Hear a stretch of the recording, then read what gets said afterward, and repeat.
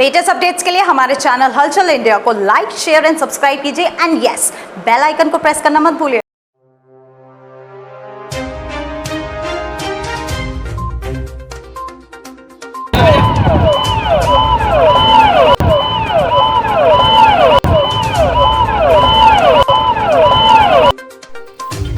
ये सप्ताह अग्निशमन सप्ताह चल रहा है, जिसमें सीएफओ यानी chief fire officer Manu Sharma और सीएचसी अधीक्षक दिनेश खत्री मिलकर मॉक ड्रिल कर रहे हैं।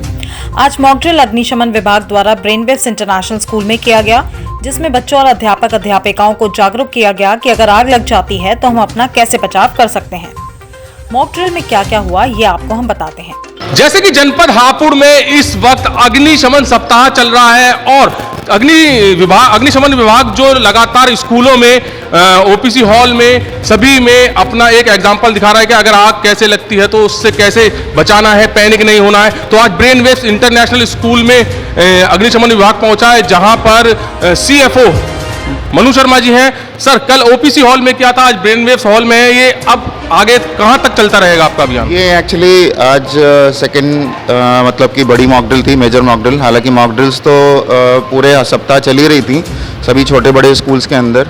ये दो मॉक ड्रिल्स जो थी, इनमें सारा प्रशासन को हमने किया था, जो रियल सिनेरियो में होता है एक्चुअली। तो ये एक प्रैक्टिस है एक तरीके की, जिसके अंदर कि हमें भी पता लगता है कि इमरजेंसी सिचुएशन में किस तरह से रिस्पॉन्ड करना है। हमारे लोगों को भी प्रैक्टिस होती है, साथ ही साथ जो इंस्टीट्यूशंस हैं उनमें जो स्टेक होल्डर्स हैं उन लोगों को भी, और जो वहाँ बच्चे और जो टीचर्स हैं वो भी अवेयर होते हैं। स्कूल के माध्यम से ही सारी चीज़ें जो हमने इनको बताई हैं और इनको सिखाई हैं थोड़ा आप लोगों के आने से पहले, कि वो अपने घर में भी जाके वही सीप्स फॉलो करने के लिए अपने पेरेंट्स को बताएंगे। इसी तरीके से इसी क्रम में हम इस सप्ताह के अंदर एक हॉस्पिटल में भी करने जा रहे हैं, जो बड़ा हॉस्पिटल है। अभी तक नाम अभी तक डिसाइडेड नहीं है, लेकिन दौलाना में एक हॉस्पिटल को हम चूज़ करके, उस मेडिकल कॉलेज भी है और हॉस्पिटल भी है वहाँ। सर, सबसे बड़ी चुनौती आपके लिए, आपके विभाग के लिए कौन सी उसमें होती है? हॉस्पिटल्स या फिर जैसे अभी आपने ओपीसी सिनेमा में भी किया, या स्कूल्स? क्योंकि स्कूल्स में छोटे छोटे बच्चे होते हैं। नहीं, सबसे स्कूल्स में तो सबसे ज़्यादा इसलिए कम रहता है कि क्योंकि वहाँ फ्लेमेबल मटेरियल की कोई वो गुंजाइश नहीं होती है। आजकल जो बेंचेस भी हैं वो नॉन वुडन के यूज़ कर रहे हैं लोग। आयरन, रॉट आयरन वगैरह यूज़ होता है, बहुत ही कम वुड का यूज़ होता है, और पैनलिंग वगैरह भी ज़्यादा वुड की यूज़ नहीं होती, सिरेमिक टाइल्स वगैरह यूज़ होती हैं।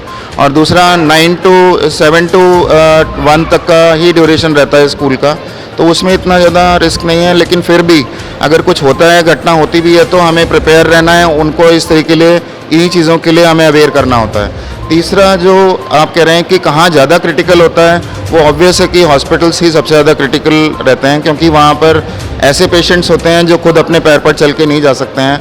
उनको आपको ही बाहर निकालना है या हॉस्पिटल स्टाफ को ही उनको इवैक्यूएट करना है, रेस्क्यू करना है। तो ऐसे केसेस के अंदर हमको हॉस्पिटल को ही ज़्यादा क्रिटिकल अपने नज़रिए से मानते हैं, और उनमें हम time to time mock drills के साथ साथ उनकी ट्रेनिंग और उनके स्टाफ की ट्रेनिंग वगैरह भी कराते रहते हैं। वहाँ पे फायर ऑफिसर्स और फायर का स्टाफ और सिक्योरिटी स्टाफ की भी ट्रेनिंग कराते रहते हैं। वहाँ पर हमने अपॉइंटमेंट भी करवाए गए हैं अभी लास्ट 2 सालों के अंदर, जब से लॉकडाउन और कोविड का चल रहा था।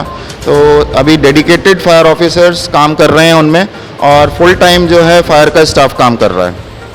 तो सीएफओ मनु शर्मा ने बताया है कि सबसे ज़्यादा क्रिटिकल स्थिति जो होती है हॉस्पिटल्स की होती है और स्कूल्स में होती है, जहां पर हॉस्पिटल में देखा जाता है जो पेशेंट होते हैं वो अपने पैरों पर चल नहीं सकते, इसलिए वहां पर ज़्यादा क्रिटिकल स्थिति हो जाती है। और स्कूलों की बात की जाए तो छोटे बच्चे स्कूल में पढ़ने आते हैं, जहां पर उनको पता नहीं होता कि कैसे बचना है।